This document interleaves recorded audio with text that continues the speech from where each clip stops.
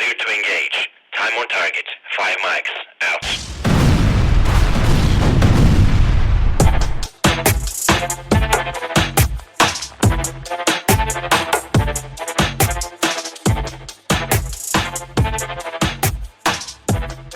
Yeah, it will be. Huh.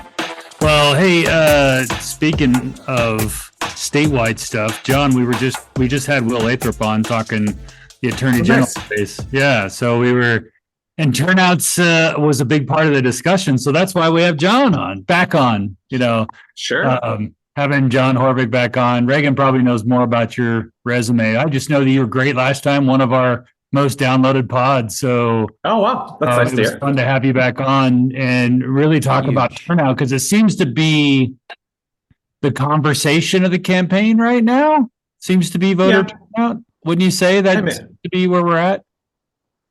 Well, you guys are closer to the individual campaigns than I am, but certainly what I'm experiencing on the Twitters, people are engaged. Yeah. So the main question that's coming up, because you tweet the percentage turnout by party every day, basically. And right now what it's showing is that Republicans have a higher turnout than Democrats. Now, that doesn't necessarily mean that's where we're going to end up on election day.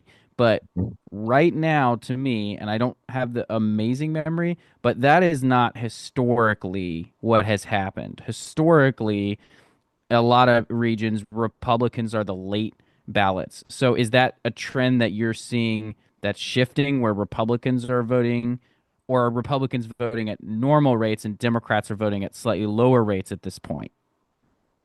Well, first of all, I'll just acknowledge that some of the historical stuff I just don't know. Part of the reason I don't know is I wasn't around, or the Secretary of State's office is just terrible at keeping records with partisan turnout. It's not very good at keeping records with lots of things, but particularly with partisan turnout. And so I wish that were better. Yeah, they, like, for example, each day they put out their daily report, but they don't save records of the old one. They just post over it. It's very frustrating. So I started saving things a while back, but my records aren't that good. So the easy thing to do is, in any of the conversations right now, is to compare us to the last election. And oftentimes that would be reasonable, but it's especially unreasonable now because 2020 was such an unusual year. It was unusual, of course, because of the pandemic, but because of the pandemic and all the things that surrounded it, Democrats really said, get those ballots in. We're worried about mail being slow. Republicans, these are broad strokes, right? But Republicans said, mail voting is not trustworthy. Do it late and in person. Some of those things maybe were more intense in other states. I don't know, but certainly if you look at turnout patterns in 2020, Democrats did show up early and Republicans showed up late. And then that makes 2020 difficult to compare, but makes it particularly difficult to compare among, D's and R's. And if you look at the geographically, like Multnomah County, for example, versus some more conservative county, Multnomah County's turnout looks really bad relative to 2020. And other parts of the state, more conservative parts of the state, look relatively good compared to 2020, although turnout's down in every county compared to 2020, but relatively good. But of course, that makes sense because Republicans turn out late relative in 2020 and Democrats turn out early. And so now when you push forward to 2024, those gaps are going to be quite large. But Democrats have work to do. If you'd rather be, I think we probably end up, at the end of the day, we probably end up something pretty typical, which is D's and R's turn out around 90%. But I'd rather have a ballot in the bank than one you got to go get. Yes, that seems to be, I've talked to some other operatives out there and that follow you on Twitter, and they're like, I know what John's saying, and I don't think it's going to be typical, and you keep saying it's going to end up being about where it's at. I don't know. So, we'll see, obviously. The future is unknowable. We can only look at past patterns. I'm not really sure what the case is for.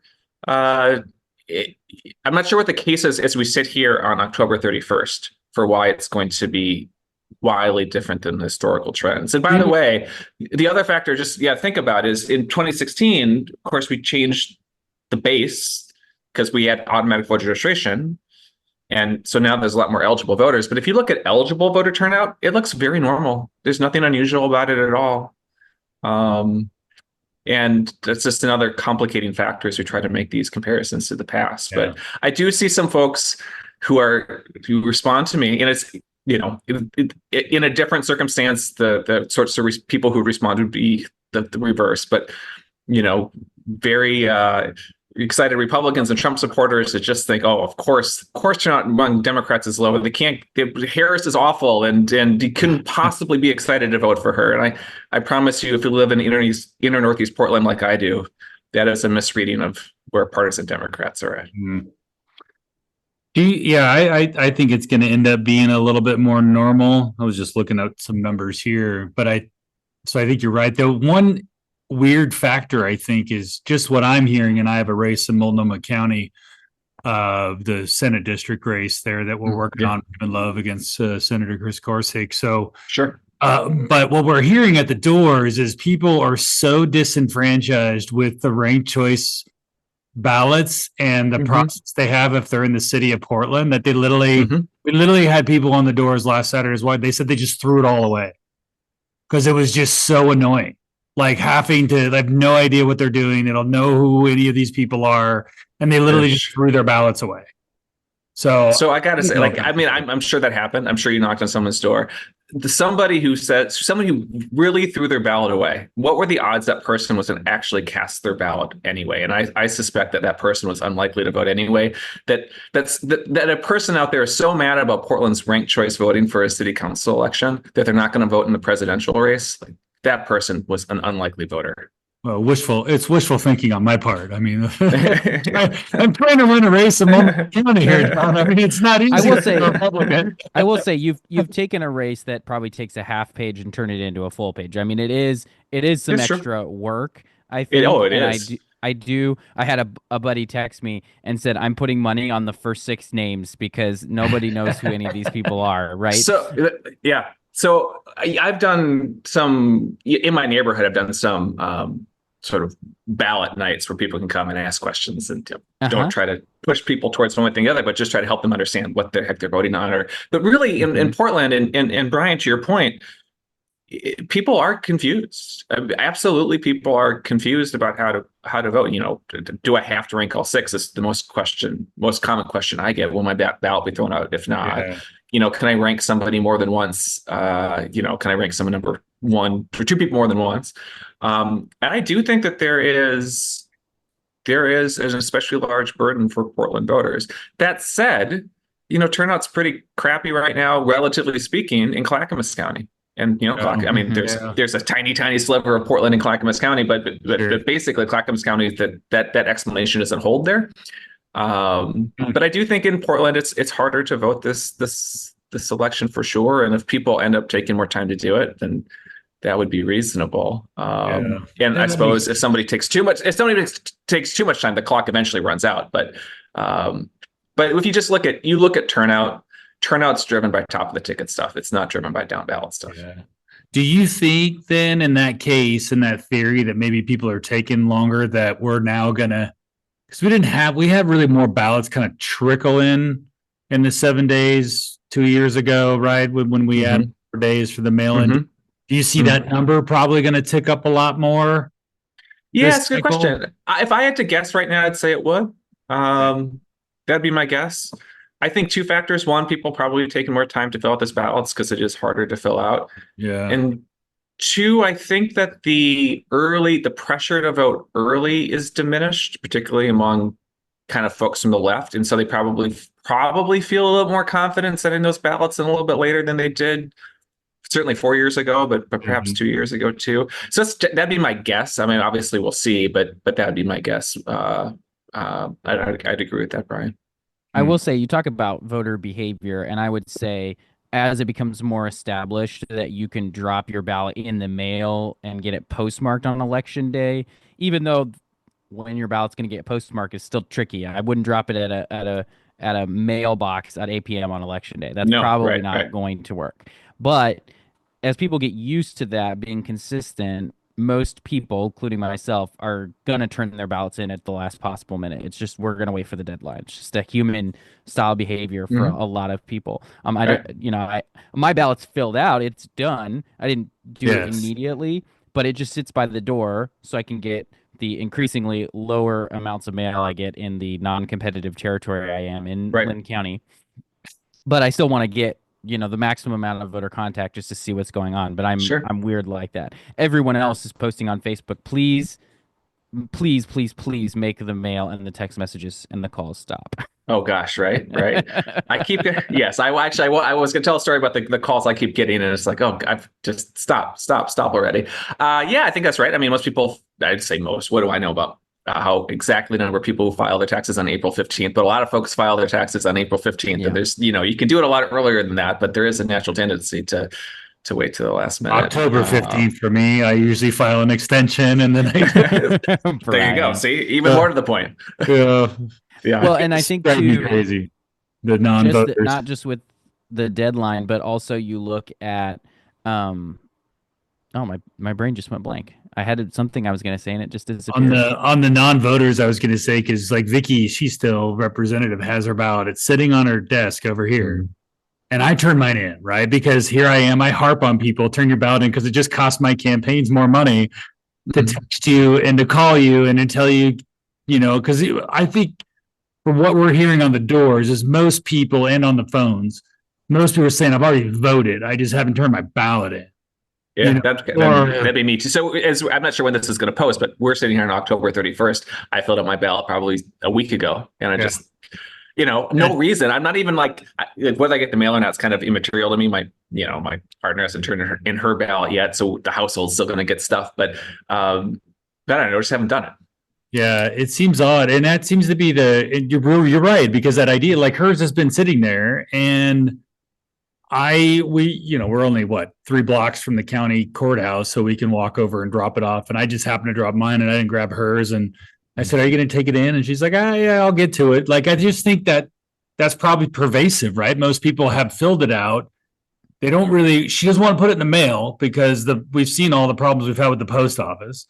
And I think everybody, especially like in Coos County and stuff, I'm dealing with that. They're down there, sure. Where now nobody even knows where the ballots are. So I think that idea of trusting, it's really not trusting. I trust the system with the clerks, because I think clerks by and by are all really good people, and they do their job and they take their job seriously. That part I don't have a problem with. The problem is the post office actually being competent enough, because they can't usually deliver my bills on time, let alone a ballot on time. So that stuff, it really concerns me. So, we'll go use the drop boxes and stuff. But I think that's where most people is just like, I don't know, maybe there's just this idea that they want to wait until Monday, Tuesday. And it feels like maybe it feels nostalgia of like you did it on election day. I don't know. But I will harp on my point again about the challenges of comparing recent elections to where we are today. You go before 2016, and we had a much smaller base of registered voters. So it was around 72, 73, something like that. And now it's like 92% of folks. Yeah. No motor voter, no. So if you look at just registered voters, we have a much bigger pool of people, which makes anything before 2016 difficult to compare it to. 2020 is, obviously an unusual one to compare it to. And then this is the first presidential election with the postmark rules. And so all these things make it difficult. If you just try to do an apples to apples from previous elections and just focus on those eligible voters, it really is among eligible voters right now about just like kind of smack in the middle where you'd expect it to be, that this is not an unusually low point. It's just the 2020 was so high, and go before 2016, we had fewer people who were registered to vote, and those who were registered to vote were more likely to obviously turn out because they were getting the ballot. Well, and also important to note, there's an article from yesterday. Clackamas County is quote unquote catching up, they say, on scanning ballots. They were showing a really low percentage rate. They're still at about 25%, which is low. So Clackamas, Multnomah, there's a lot of counties out there. I'm looking for Washington at 35%. There's still a ton of ballots out there to really push that statewide number up if they get turned in. That's another thing. If you're like us and if you pay really close attention election after election, you'll also start to see some patterns and some things that stand out to you as particularly unusual that maybe explain something. And I don't know why, I'm not suggesting anything, but if you looked at the early days of returns in this election, Yamhill County, for example, wasn't showing anything. Now, I don't know how Yamhill County manages how it counts things and reports to the states, but I don't think people were not voting in Yamhill County when they were voting in other counties. Clackamas County, like I hadn't seen that article, Reagan, but if Clackamas County has something about it that it's for whatever reason slower in counting these ballots, it can make the state numbers look unusual or the county to county comparisons look unusual, and that can be tough. And then, like, just for example, yesterday, another one. I don't know why, but Multnomah County has been reporting at the county. If you go to the county's website, not the state's website, there's also just differences between those two places. But if you go to the county's website, they've been reporting typically around 6 o'clock at night. And then yesterday it came out something around noon. And, you had about a third of the ballots that were. And so if you're not like us and just paying super close attention, you might look at Multnomah County yesterday's numbers and say, oh my God, turnout fell off a cliff. But there was whatever was going on over there. There's something that caused them to do an early release of their count. And I suspect we'll get, some big drop in today's numbers. So, yeah, because I was looking at some Senate races and like just in that Senate District 25, there's like 9,700 Democrats that have voted as of 10/31, as of today's number. That's what I get in my data chart. Compare that to in Bend and Senate District 27, 19,652 Democrats have voted. So it's pretty amazing when you look at it down at our level at this micro Senate district level number, and the numbers on the 19,000 with Democrats, Republicans is similar to Senate District 5 as well. So those seem to be trending more normal, where in Multnomah County, you're just like, wow, like, are people literally not, or is it to your point that somehow or another ballots are just caught up in something? Yeah. And I'm certainly not suggesting, I don't know. And if they were being slow to be counted or sort of accounted for, I'm not suggesting any problem. It's just, it's hard to know from the outside if differences are occurring across the counties that make it look like people aren't showing up, and maybe maybe they're worried, underappreciating. I think they're worried their ballots are going to get blown up in ballot drop boxes. Well, that's so we did a survey in Oregon statewide survey, and what are we now? It's October, so it must have been early October, late September. And we asked a bunch of questions about institutions. Did you trust them or not? So things like universities and banks, pharmaceutical companies, and whatever else we had in there, police, schools, things like that. We did put in Oregon's election system, and it was 58% of Oregonians said that they were very or somewhat confident in Oregon's election system. Now it's about roughly 85% for Democrats and about 45% for non-affiliated and Republicans. And you're being a little jokey, I think, Bryan, about things blowing up. But we had a problem with the DMV and registering folks. There is a generalized distrust of election systems across the country. Some of it particular to Oregon for the reasons with the DMV or other reasons. And then we have this, and I would be surprised if it made a difference or a measurable or observable difference, but it might. I mean, we are in a time when 58% of folks trust our election system. That's not a good number, and it's very partisan. And if people do see things that are happening that causes them to distrust the system even more, that like maybe in the short term, but certainly in the medium and long term, I could see eroding turnout. Well, it's been my problem with the Coos County, the clerk down there who just basically brushes it off. And I'm just like, you can't. Elections, this is why I think that distrust, especially amongst Republicans, is because every time there's an instance that we point out where this quote unquote 100% safe and secure system is broken down, it's brushed off. It's just said it's not. It's just a small thing. Don't worry about it. And you keep adding up all of the small things, and then it's kind of a big thing. And how close our elections are, Yep. You know, I mean, we lost house races. We lost 3 or 4 house races under 500 votes. Yeah. I mean, Yeah, that matters. it does. So I will just say, like, my own position on this is that I trust our election systems. I think that they're run well by competent people who are, doing the work in good faith, and that we have good systems and processes that work. That's like kind of my base. And I think that there are bad actors who have it for partisan reasons or ideological reasons, or just they like chaos, like to beat up on our election systems, not because they really have an opinion about our election system, because there's some other interest that they have. That said, I agree with you, Bryan. I think that people who have made some maybe bad, but some good faith critiques or questions or about our election systems I think often have been brushed off, have been told that, look somewhere else. You're saying this for illegitimate reasons. And then when the very specific things that people said that they were worried about came true, yeah, that's a real black mark. And I hope that voters don't. I mean, I hope that voters don't then say we shouldn't cast our ballot, we shouldn't participate in our democracy. But it would be unreasonable to think that nobody's going to take that lesson. I did want to ask you real quick. I don't know how much you're able to share about this, but you did some polling for the Oregonian on some key races, and I don't know if there's more coming, but they reported polling results for Measure 118, Measure 117. Yeah, that's not. I'm familiar with that polling, but we didn't do it. That's somebody else's work. Oh, I misread that. Oh, yeah, PPI did that. Or PPP did it for some progressive group. I can't remember who it was.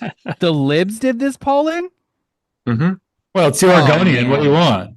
Well, normally they use you guys. They've done a lot of polling. No, they were just they some entity, I forget what it is. Some entity they didn't commission did polling, and then no, they didn't commission any of it. They just ran somebody else's press release. Okay, well, I'm looking at these numbers totally differently then, because maybe we will leave this in. PPP is a Democratic pollster. It's a Democratic pollster. They have a Democratic bias, which now makes me think totally differently about this polling result. Because I was going to say, I was like, Measure 117, ranked choice voting, which I'm super interested in, and helped a little bit on the very grassroots campaign. We're not spending $1 million a week on TV like Yes is. We're not spending any money on TV.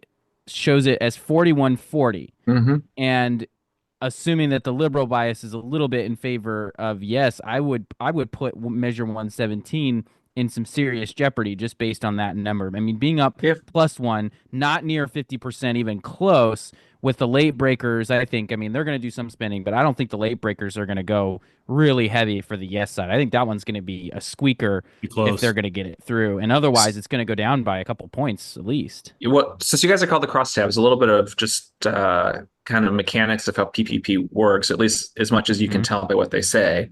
First of all, in that release, they didn't release. So they say they modeled for or surveyed likely voters, and likely voters there's different ways to go about it, and there's better or worse ways. There's not a way, but they didn't say how they did it, so there was no transparency about that. They didn't share any of their they didn't show their demographic profile of the participants, so you can't say I think that the electorate that you modeled is too much this or too little that or just right. More importantly, their methodology is to do what's called IVR, which is basically they call landlines by a computer. And it's one of those surveys where, there's a recorded voice, and I'm not sure if you can say yes or no or, strongly agree or not, but in the old days you would say, press 1 for your response. 42% of the sample was landlines. Now, no matter what your demographic profile is, I promise you can't get a true likely voter model with 42% of your respondents coming from landlines. Nope. Oh, wow. Now, those numbers may prove to be right or wrong. I don't know, but just that's the way that they operate. It's very inexpensive because you can't use a computer to dial cell phones. It's against federal rules. And so calling cell phones, you also can't have a computer text people. You have to have a person do that. So those approaches are just, staff labor time are just much more expensive. And PPP just does really inexpensive. I'm not trying to throw shade on them, maybe because their numbers might be right. I'm not like, I don't know, but I'm just like, so for your listeners, 42% of the sample from that poll came from landlines. And I mean, most of our stuff now would have like somewhere between 3 and 5% of our completes come from landlines. Yeah. So PPP, according to the Oregonian article, I don't know how I missed this paragraph. It's right. Here's the thing: is it's sandwiched between a couple of ads, and when I see the ads, I just keep scrolling. PPP is a prolific polling firm with more than 500 recent polls rated by aggregator 538. 538 rates it low for transparency about its weighting methods, but somewhat neutral for political bias. Although in my experience, at least their Oregon polling is not neutral. It's a little bit. They're an couple explicitly points. Democratic shop. That's who I we think are. that's fair. Mm-hmm. Yeah, if you look at 538 and all their pollsters, they have like 500 and something sort of surveys in 538, which is in the top, I don't know, 3 or 4. I mean, they do a ton of work, partly because it's inexpensive. Mm-hmm. And anyway, that's what that was in the Oregonian. I will say, my gut level, those numbers seemed reasonable, to be honest. Like nothing struck out to me as like wildly, that can't be true. 118 was down by a lot.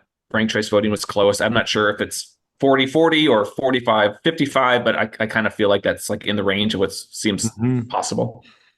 Yeah. And when we look at my Senate districts and stuff, I can tell you that landlines to cell phones that we get a hold of, you're looking at maybe 10% roughly, have even landlines anymore that are worth a shit. So, and if they are, they're definitely not finding a 42-year-old single mom that you're trying to reach like that. She didn't have a landline. I guarantee it, unless she's living with her parents. If you do find one, you got to scratch your head and like, am I really talking to a person with that demographic profile? I mean, you got to wonder. It's pretty, when people, how they do the methodology is very interesting to me. And nowadays, I don't even know how people can really get, because nobody's answering their phone right now. If they don't know who it is that's calling them, I mean, people aren't answering. So, well, I'll tell you, at our shop, we don't do candidate work and we don't work for parties. So I think we've talked about it before, but just for folks listening for the first time, like DHM Research, we never work for candidates. We never work for political parties. That's not the space we fill. I mean, I haven't fielded a survey for any of my clients in the last 2 weeks. So there's no point for my clients to be in the field right now. Like you don't want to compete with everything else. As well, you get the results back, and then people will say after the election, "Are these still valid?" After who knows what happens, and so I'm totally out of the field. That's right. I look at the tracking polls, the presidential tracking polls and stuff, and I'm just like, that's like if you're living in Michigan or Wisconsin right now, you're just God. My son's in Arizona, in college. I mean, and he says it's just you can't go anywhere without it. Like it is just overwhelming. And I can't imagine any of the polling up there it's going to be close. Guess what? It's got to be, talking like, they do a polling of Trump's up 6/10 over here and Kamala's up a point over here. And I'm like, a point? Like really? Yeah. So like I believe that the election is close. I believe it's close in Arizona and North Carolina and Pickering. I believe those things. I would like as a pollster tries to do really good work. We got to and I don't really do the sort of work that you're seeing that's coming out, the week before the election. That's not the space that we're in. But our ability to measure whether someone's up, whether the race is 51-49, one way or the other, it's just we don't have that level of accuracy. It doesn't exist. There's also a lot of, I don't have insight to the individual polling shops that are out there and what they're doing, but I will say that there have been a lot of shops that have, spring up right before an election and all of a sudden are really prolific. And, they seem to be biased towards one side or the other. And I gotta believe a lot of that stuff is just trying to game the aggregators, the 538s, the New York Times sort of stuff. Right. Too many things pop up too close to an election for me to think that it is a legitimate business that is trying to accurately measure the way that the world is at a particular moment. So my last question is, in these final 6, we've got most of this day's already over, 5.5 days. What are you looking for as you comb through sort of the reporting data and potentially, some of the results. Maybe you're not looking at the results or don't care as much about those. You just really love the ballot returns. That's all you look at. What are you looking for? What are you paying attention to? Well, the next 5 days. So there's a lot of talk about turnout, and there's a lot of talk about like the overall turnout, whether we're at 35% where we are today, or and how is that compared to the past, and that is interesting. And then there's talk about like turnout, of what the turnout percent is for Democrats or Republicans. The thing that's just not mentioned as much, but is much more consequential, is what's the vote share. What share of the electorate are Democrats, Republicans, unaffiliated, and third party voters? Because what the turnout is for any one of those groups is less important than how much of the composition of the electorate that they are. And again, I expect that we get something closer to normal by the end of it. But right now, Democrats sit at 40% vote share is right now, which is where they were in 2020. The problem is that non-affiliated voters turn out late. And so unless Democrats do get kicked into gear, some of that vote share is going to be eaten away. I suspect, Will Lathrop would be the one opportunity for Republicans, certainly statewide. And then you guys are closer to some of those legislative districts. I guess I have my opinions on, particularly on the Senate side, but it's that vote share that I'm looking for, really, more than anything else. Can Democrats get it back up to 10 percentage points between D's and R's, which would be kind of typical and what you'd expect kind of before the election kicked off? Kind of I'd expected about a 10-point gap, and right now it's about 7 points. And that's what I'll be looking at, is that ratio between Democrats and then Republicans. And then there's a million things I'll be thinking about, post-election day. Yeah. What about City of Lebanon deciding not to fluoride their water? They have a measure on the ballot to take fluoride out of the water, which I just learned today looking at Lynn County ballots. Interesting. Stuff. I was out of the water. Hillsborough has an advisory vote for fluoride in the water. I don't know. What do you think? What's your gut? Lebanon, I'd say they'll take it out, but I think you're right. No, I think you're right, and Hillsborough will put it in, almost guaranteed. A bunch of them are going to be like, "What's that fluoride in my water?" Hillsborough's an advisory vote, so I suppose they'll probably do whatever they say. State Representative High Fam, the dentist, campaigning hard for that one. I feel like he should be in the mix. That just seems right. He's a dentist. He represents an area that's near Hillsborough or around Hillsborough. He should be involved. Yeah. Depends on what house he's living in. I think if that's an inside joke. I don't know if High Fam will get that one or not. But on the legislative stuff, what I'm seeing, to go back to that question, I think Reagan, I believe with John, that Lebanon is going to vote out fluoride. I think that they're tired. Oh, guaranteed. They want to have less teeth, so they're going to vote for that. I don't know why it's that big of a deal. I know that's like an RFK thing, the whole fluoride, and isn't that one of the things that he's against, is fluoride in the water and stuff? And I don't know for sure, but I'll say, as a Portlander who's lived through the fluoride wars before, I pity any community that has to go through that. That's why I have a well on my ranch, John. I don't have to worry about anything. It's my water, and I can test it, and it works out pretty well. The legislative stuff, what I look is where the NAVs break, because at the end of the day, and then I look at the margin between the D's and the R's, right? So the gross margin, not the percent of turnout. That's not as important to me, because if you're in a district that's 7% more Democrats and Republicans are even, well, I'm still 7% behind relative to whatever. So it's really the gross numbers and looking at the margin, and then seeing where do the NAVs break? Do they traditionally break right? And looking at those numbers. And I think that's really what I'm seeing, and where I'm seeing it traditionally, at least on the Senate race side. That's why we like the Gresham seat. And I'll stay on that one, is because the margin is not there where it should be for a 10.5 point registration advantage. Sure. Their margin is not there right now. And I believe the non-affiliates are breaking our way. Now they got to break our way. We're at 97.09 to 67.85, right? D to R. So if that margin holds, right, so then I gotta carry 64% or so of the non-affiliated to to get it within, or non-affiliated another. Mhm. So that's still a tough. That's why that 10-point registration advantage matters so much. Yeah. Because it's hard to win a group by more than 60 points, right? So that's an interesting district. So you're looking at, because you can do the counts because we get them with partisanship, but that's an interesting district in that it has a fairly substantial Democratic registration advantage. But I think it's like 22% college education in that district, which and college education is such a strong predictor of you told me, John. Outcomes now. I listened to you. You know, and that would be like, you're working hard. I mean, I put my money on Gorsuch just given sort of the numbers and the history, but that's a district that is real interesting to me for sure.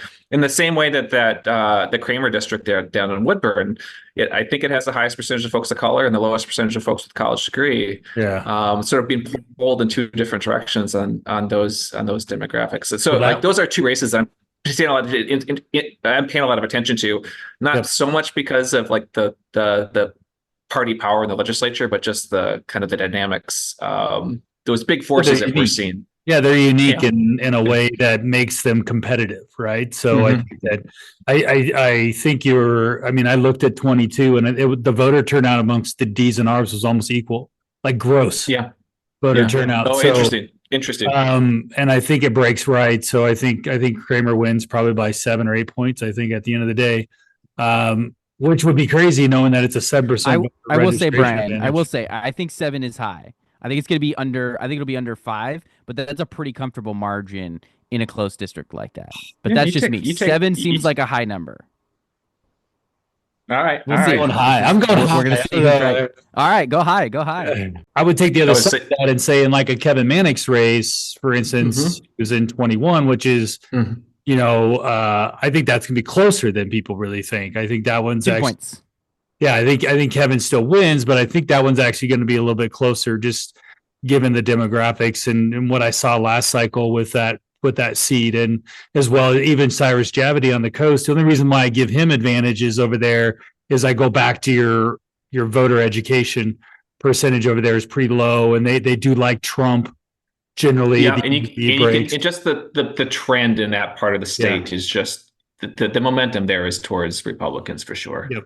The same with Senator Anderson on the coast. I mean, his same with Senator Anderson, and he's a well-known guy. He's been around for a long time. I like of the three that are maybe you think there's another one out there. I don't know, but of the three, the Central Oregon, then I'd say I feel most confident. I feel pretty confident that Central Oregon is going blue. I feel pretty confident that Senator Anderson wins, but. And then the Gorsuch one, I suspect that Gorsuch holds on, but I don't know. If he lost, that wouldn't surprise me. I mean, there's a 5,000 vote advantage, gross vote advantage for the Central Oregon Senate seat now. So and you're talking already a higher voter turnout. So that's a hard number. And I think the NAVs break center a little. Yeah. And those numbers there are this. That's a place that's getting bluer because you're getting more college educated folks that are going there, where the Gorsuch district is kind of legacy blue. And I suspect it'll move more towards the Republicans if we sort of assume current trends move forward. Yeah, I think so. And pre-redistricting, that was basically a 51-49 in the last Senate race. I mean, I'm sure they adjusted it some, and that matters on the margin, but it's still going to be close. I don't even think like he can hold on, and it can still be very, very close. What's your sense? You're on the ground in a way that I'm just not. And I'm in Portland, and so all the questions that I'm getting are really just like, how do I figure out who to vote for with this, hundreds of candidates and ranked choice voting? What's your sense? It's like, where, like, is a state Senate district like anywhere in people's mind at all? Like, how are they reasoning through that a week before the election? Is it just I'm a Democrat, I'm gonna vote Democrat, or I'm a Democrat but I'm kind of pissed about the world and I might be open? Like, what's like, is it anything about the candidates, or is it just larger forces that are kind of moving people? In Gresham, what I would tell you, we did a big get out the vote effort there last weekend. We had 40, 50 people there and stuff, and I did a lot of doors myself just to try to get that sense. I'm not I like to get on the doors. As a consultant, I like to get out there and hear what people got to say. I think the reason why Raymond's won, he's a different looking candidate. He's different than the normal things. I don't think Gorsuch's been around, so I agree with you that they've seen him on a ballot many times over many years. So that inherent advantage is definitely there. But I think that Gresham is just changing. I grew up in Gresham too, and so I think it's going back to the way it was when I grew up there, which was it was all Republican, right? And so I think Obama really shifted that area, blue, and then it's been kind of slowly working its way back since 16. But I think what matters there, what I notice is that Ricky Ruiz is very well liked within the structure, and I see people for him, but I don't see those same people saying I'm for Chris Gorsuch. Interesting. Or Zach Hudson in a way, or I would also say Win as well in 48. I think that's also another one where so I think Ricky has a little bit more inherent advantage just because I think he's definitely well liked amongst other people in that neck of the woods versus the other ones where I haven't seen that for folks, other stuff. And even on the doors, like we went into a Firehouse Subs and I had on my Raymond sweatshirt and one goes, I voted for that guy, and I love his commercials. And then, so to your point, I think on some level, I think they get so people are so drowned out with the Joe Kent MGP and the LCD and the Bynum stuff that's sucking the oxygen out of the room for everybody. So it's really hard for us to break through the clutter, I think. So that's been very difficult. Yeah. And same in Central Oregon. I mean, the same thing with I'm running the Kerry Lopez race against Anderson Levy, and that's also it's the same still in the LCD Bynum scenario. And Lopez and LCD look a little bit like each other. So it's also kind of weird because Kerry would be like, I'm at the grocery store, and people will say, I voted for you, and they think I'm, Lori Chavez and I keep telling her, I said, I don't know if that's good for us or not. I'm not sure. So it's going to be interesting, but this year's been hard. I think all of our polling, and you've probably seen it, like 98% of people have decided Trump or Harris. Like if you're undecided in that campaign, like get out of here. Just don't even, I don't even want you, voting because you're going to be so uninformed. It's not even funny. But, and then when you start getting down to our state reps, state Senate seats, we're seeing maybe a 60% awareness where people are saying they're even aware of them. So, and that's okay. I usually like that in a very targeted race, that number should be higher normally. I just did some focus groups out in Gresham about a month ago, maybe 6 weeks ago. And it was not about November stuff. But in the course of it, we were talking about city council, and I did ask our participants across the two groups. I think there are 21 or 22 people, but I asked our participants just on your own to write down the name of the mayor. 3 people could do it. And it's just a reminder to me, just like that's the mayor of their city, not a state rep or, a state senator, which I think is much less salience to folks. And I think I even know Travis Stovall is the mayor of Gresham, and I don't even live there. I think that's pretty. Of course, I live and breathe this stuff. I think that's the reality. Reagan, didn't you say, wasn't there a stat that like once you leave office, your name ID drops by like 50% per year? So I think I don't have it in front of me, but I was told that you lose your 50. It's like a half-life. It's like you lose half of whatever your name ID is now over each year, and so it erodes really fast, and then it just continues to go down. I'll try to find. That'd be a great stat to have. I'll try to see if I can find a source for that. I sat with a candidate who had run for Congress 2 years before and had commissioned a poll for local office, and was like, "Oh, wow, nobody remembers my ads from 2 years ago, 1 year ago, really, because he was planning his campaign." So no, it can be surprising, humbling. In this case, then we can use your dad. So since Knope is no longer there, we could do a test case over the course of the next 2 or 3 years. We could run a poll. See how far he falls off the radar and how quickly, especially somebody who's been there, 12 years as a senator. I mean, that would be very interesting to see somebody where they started because we could Well, probably. I think here's the thing, though, too, is you probably got to start in 2020 when he was last on the ballot. So I was Because thinking, his name ID probably, I mean, everybody thinks that because they're in the news and walkouts and all that stuff, that their name ID stays. I don't think so. I think it goes down as soon as they're off the ballot. yeah, I think you have to sort of rebuild that name ID back up every 2 or 4 years to some extent. There's some that stays, but there's people moving all the time and stuff. So yeah, crazy. Well, we don't want to take too much long. Plus, I want to get Reagan to edit this podcast, John, and get it out the door. So, All right. we can try to get it out. I think even later today or tomorrow morning or something, so we can kind of be relevant talking about turnout and stuff. I think it'll be fun. All right, gentlemen. Always nice to talk to you. Yeah, it's great. We'll Thanks, do John. some post analysis for sure. So we'll have you back. All right. I think it'll be fun. We'll give it a week because we're gonna have to give it a week. To wait for all the ballots to come in, all those late rushing ballots to come in. So, but we'll give it a week, and then maybe I'll have to do it. I'll be in Hawaii a week after the election, so I don't know. I'll do it from Hawaii. I'll zoom in. Sure. Yeah. Well, would you- best why wishes would in all you- the ways you're working on. why would you waste Hawaii like that, Brian? I don't imagine. I can't imagine why you would do that. Yeah, people can wait 2 weeks. They'll fine. I understand. Thanks, John. Yeah. Cheers. All. Appreciate it.